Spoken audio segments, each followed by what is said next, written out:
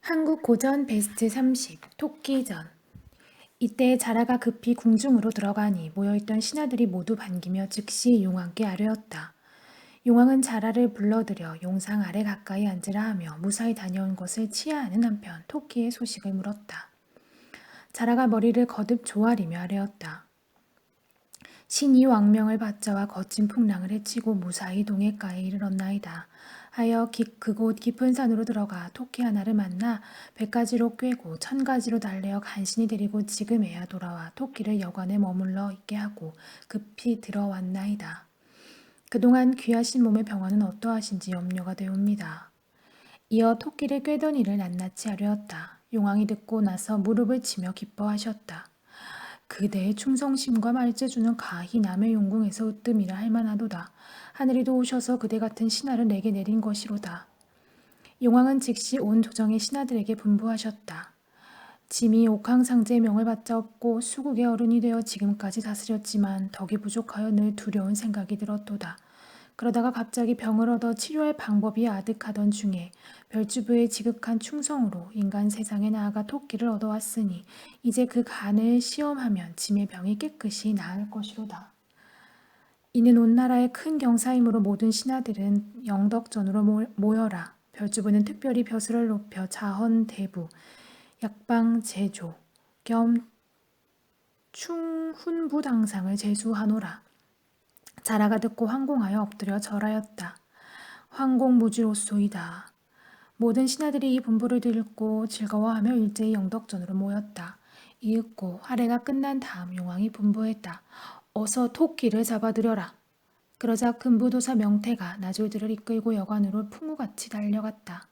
한편 토끼는 여관방에 앉아서 자라가 돌아오기만을 눈이 빠지도록 기다렸다. 그런데 자라는 오지 않고 대신 금부도사가 이를 어명을 전하며 나졸들을 시켜 꽁꽁 묶은 다음 바람처럼 몰아다가 영덕전 아래에 꿇어앉히는 것이 아닌가. 놀란 토끼가 겨우 정신을 가다듬고 용상을 우러러보니 용왕이 머리에 황금관을 쓰고 몸에 용포를 입고 손에 백옥호를 쥐었는데 무신하들이 좌우에 시립하고 있는 것이 매우 엄숙하고 위세가 놀라웠다. 용왕이 선전관 전어를 시켜 토끼에게 분부하셨다. 짐은 수국의 왕이오. 너는 산중의 조그만 짐승이로다. 짐이 옥황상제의 명을 받고 남해를 다스리다가 갑자기 병을 얻어 자리에 누운 지 오래인데 오직 너의 간만이 약이 된다고 하는도다. 해서 특별히 별주부를 보내어 너를 데려왔으니 너는 죽음을 한탄하지 말라. 네가 죽은 뒤에는 네 몸을 비단으로 싸고 백옥과 호박으로 관을 만들어 명당 자리에 장사 지내줄 것이다. 만약에 짐의 병이 낫기만 하면 마땅히 사당을 세워 너의 공을 잊지 않을 것이로다. 네가 산중에 있다가 호랑이와 늑대의 밥이 되거나 사냥꾼에게 잡혀 죽는 것보다 어찌 영광스럽지 않겠느냐. 짐이 결코 거짓말을 하는 것이 아니니 너는 죽은 넋이라도 짐을 원망하지 말라. 이어 신하에게 명하여 빨리 토끼의 배를 갈라 간을 꺼내오라고 분부했다. 그러자 군사들이 한꺼번에 우 몰려들었다. 토끼는 공연히 헛된 욕심을 내어 자라를 따라왔다가 물속에서 원통하게 죽게 되었다. 그러나 이것은 자기 스스로 취한 화인인지라 누구를 원망하며 누구를 탓할 것인가. 세상에 턱없이 명예와 이익을 탐내는 자는 능히 이것을 보아 거울로 삼아야 할 것이다. 토끼는 용왕의 분부를 듣자 마른 하늘에서 벼락이 떨어져 머리를 깨트리는 듯하고 정신이 아찔했다. 내가 부질없이 부귀와 영화를 탐내어 고향을 버리고 왔으니 어찌 뜻밖의 변이 없겠는가. 이제 날개가 있다 해도 날아가지 못할 것이요. 땅을 좁히는 술법이 있다 해도 이곳을 벗어나지 못할 테니 꼼짝없이 원통한 귀신이 되는구나. 토끼는 생각할수록 기가 막혀 속으로 자신을 호되게 꾸짖었다. 옛말에 이르기를 죽을 곳에 빠진 뒤에 살아난다 하였으니 어찌 죽기만을 생각하고 살아날 방도를 헤아리지 않겠는가. 토끼는 갑자기 한 꾀가 머리에 떠올라 짐짓 눈물을 뚝뚝 떨구었다. 용왕이 보고 토끼가 죄 없이 죽는 것이 원통해서 우는 줄 알고 측은한 마음이 들어 목소리를 부드럽게 하여 말하였다. 너무 서러워하지 말라. 네가 우니 짐의 마음도 아프구나. 토끼가 눈물을 닦으며 입을 열었다. 대왕께 아뢰요. 소인 토끼는 서러워 우는 것이 아니옵니다. 그게 무슨 말이냐? 대왕은 수국의 어른이시고 소인 토끼는 산중의 조그마한 짐승이오니 만일에 소토의 간으로 대왕의 병환이 나으신다면 어찌 감히 사양하겠습니까? 또 소토가 죽은 뒤에 후하게 장사 지내며 심지어 사당까지 세워주신다고 하시니 이 은혜는 하늘같이 커 소토는 죽어도 여한이 없나이다. 다만 소토가 비록 작은 짐승이오나 보통 짐승과 달라 본래 방성의 전기를 타고 세상에 내려와 날마다 아침이면 옷 같은 이슬을 받아 마시며 밤낮으로 아름다운 꽃과 향기로운 풀을 뜯어먹으므로 그 간이 참으로 신령스러운 약이 되옵니다. 그러므로 세상 사람들이 이를 알고 항상 소토를 만나면 간을 달라고 보채옵니다. 이에 그 괴로움을 견디지 못하여 몸에서 꺼내어 푸른 산 맑은 물에 여러 번 씻어놓고 험한 산봉우리 깊은 곳에 감추어 두고 다니다가 뜻밖의 자라를 만나게 되었나이다. 만약에 대왕의 병환이 이렇게 중한 것을 미리 알았더라면 어찌 가져오지 않았겠나이까. 용왕이 들으시고 크게 성내어 꾸짖었다. 네가 참으로 간사한 놈이로다. 천지간의 온갖 짐승이 어찌 간을 넣었다 꺼냈다 할 수가 있겠느냐. 네가 얕은 꾀로 짐을 속여 살기를 꾀하나 짐이 어찌 이치에 맞지 않는 말에 속겠느냐. 네가 짐을 속인 죄는 더욱 크니 빨리 너의 간을 꺼내어 짐의 병을 고치는 한편 짐을 속인 죄를 다스릴 것이로다. 토끼가 듣고 정신이 아찔하고 가슴이 막혀 속으로 부르짖었다. 내가 속절없이 죽는구나. 그러나 애써 용기를 가다듬어 다시 아뢰었다. 대왕께서는 소토가 아뢰는 말을 자세히 들으시고 굽어 살피옵소서. 만약 소토의 배를 갈라 간이 없으면 대왕의 병환도 고치지 못하고 소토만 부질없이 죽을 뿐이니 다시 그 누구에게 간을 구하시려고 하시나이까. 그때에는 뉘우쳐도 소용없으니 대왕께서는 3번 생각하시옵소서. 용왕이 토끼의 말을 듣고 또 기색이 태어남을 보고 약간 믿는 눈치였다. 네 말과 같다면 간을 넣었다 꺼냈다 하는 표적이 있을 것이로다. 토끼가 이 말을 듣고 속으로 크게 기뻐했다. 이제는 내가 살아갈 길이 있구나 해서 엎드려 공손히 아뢰었다. 세상의 날짐승과 들짐승 가운데 소토만이 홀로 아랫몸에 구멍이 셋 있나이다. 셋이라고? 그렇사옵니다. 하나는 대변을 볼 때 쏘옵고 또 하나는 소변하는데 그리고 나머지 하나는 간이 출입하는 것이옵니다. 용왕이 듣고 크게 꾸짖었다. 네 말이 어찌 그리 간사스러우냐. 날짐승과 들짐승을 막론하고 어째 아랫몸에 구멍이 셋 있는 것이 있겠느냐. 토끼가 다시 여쭈었다. 소토의 구멍이 셋이 있는 내력을 아뢰겠나이다. 대개 하늘이 자시에 열려 하늘이 되었고 땅이 축시에 열려 땅이 되었고 사람이 인시에 생겨 사람이 되었고 만물이 묘시가에 나와 짐승이 되었나이다. 여기서 묘라는 글자는 곧 토끼의 다른 이름이니 날짐승과 들짐승의 근본을 살피자면 소토는 곧 짐승의 으뜸이라 할 수 있나이다. 산의 풀을 밟지 않는 저 기린도 소토의 아래이었고 굶주리되 좁쌀을 먹지 않는 저 봉황새도 소토만 못하옵기에 특별히 해와달과 별의 새 빛을 따라 아랫몸에 새 구멍이 있나이다. 대왕께서 소토의 말을 믿지 못하시겠다면 소토의 아랫몸을 한번 조사해 보시옵소서. 용왕이 듣고 이상하가 생각되시어 나조를 시켜 자세히 살피게 했다. 그러자 과연 토끼의 아랫몸에 새 구멍이 있지를 아는가? 용왕이 머리를 갸웃거리며 물었다. 네 말이 간을 구멍으로 꺼낼 수 있다가 하니 도로 넣을 때는 그리로 넣는가? 토끼가 듣고 속으로 쾌재를 불렀다. 이제는 내 꾀가 거의 맞아 들어가는구나. 그러나 내색은 않고 엄숙히 대답했다. 소토는 다른 짐승과 같지 않은 점이 많사옵니다. 만약에 새끼를 베려면 보름달을 바라보아 배옵고 새끼를 낳을 때는 입으로 낳사옵니다. 옛글을 보아도 능히 알 것이옵니다. 그러므로 간을 넣을 때도 입으로 넣사옵니다. 용왕이 잠시 생각하다가 입을 열었다. 네가 간을 자유롭게 출입시킨다 하니 혹시 깜빡 잊고 간이 몸속에 있을지도 모르겠구나. 어서 꺼내어 짐의 병을 고치도록 하라. 토끼가 다시 아뢰었다.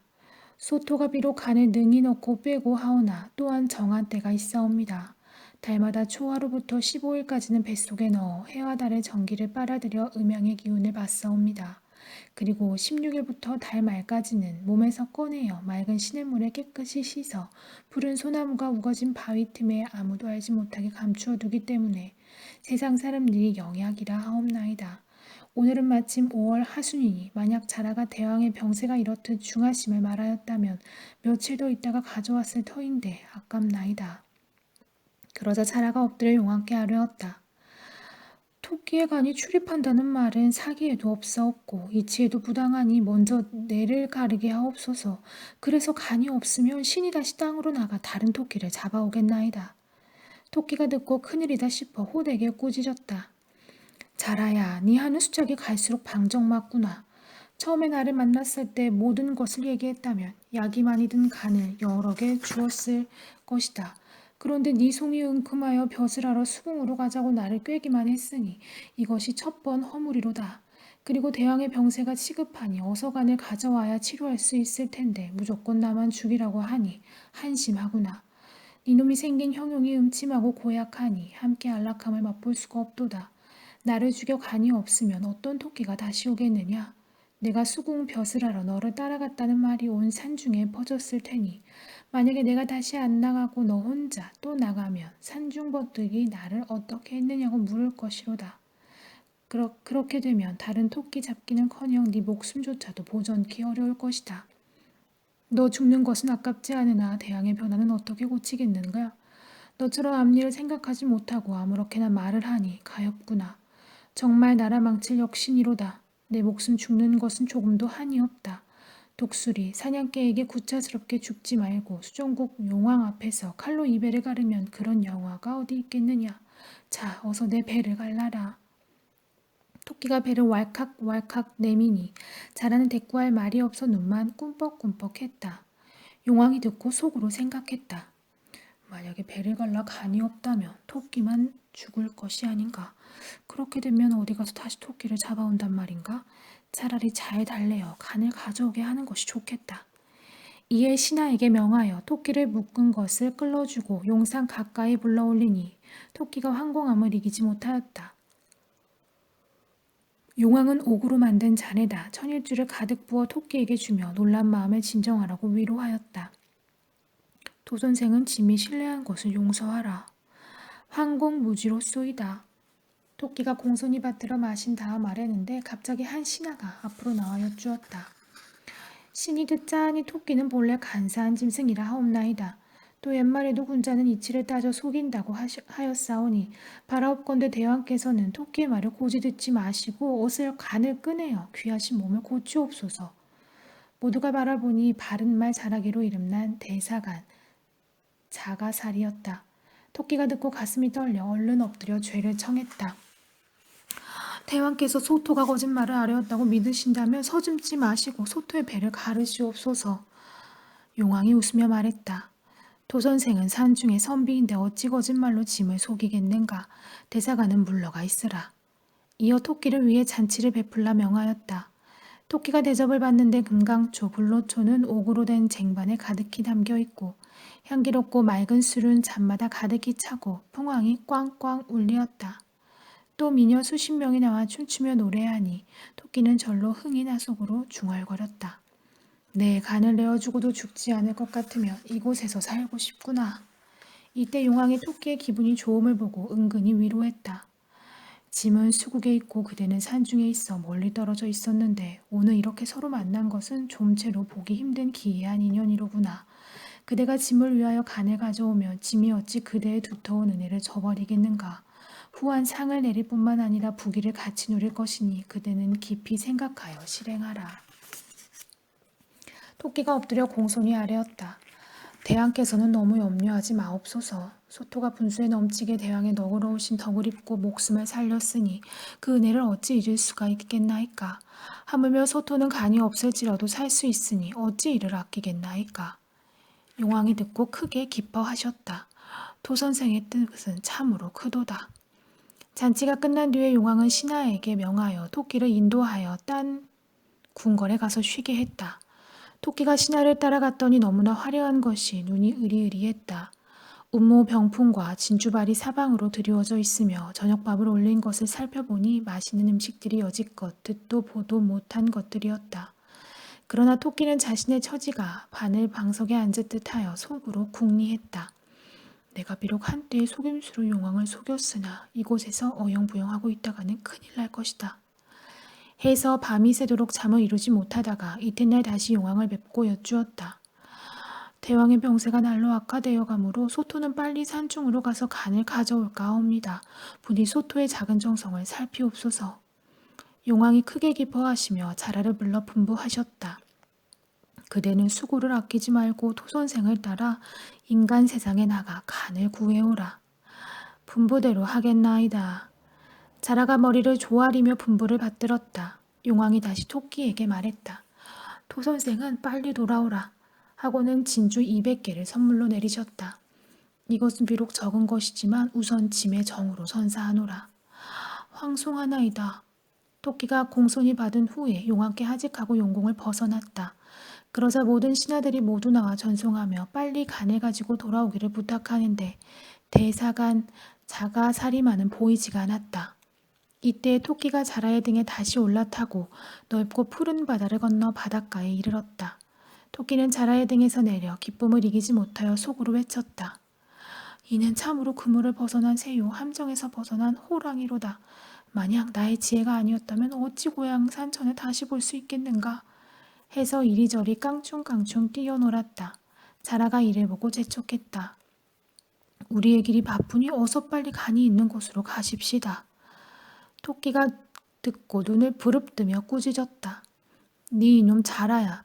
네 죄를 논하자면 죽여도 분이 풀리지 않겠도다. 대체 오장육부에 붙은 간을 어떻게 넣고 빼겠느냐? 이것은 내 기특한 꾀로 너의 왕과 신하들을 속인 것이다.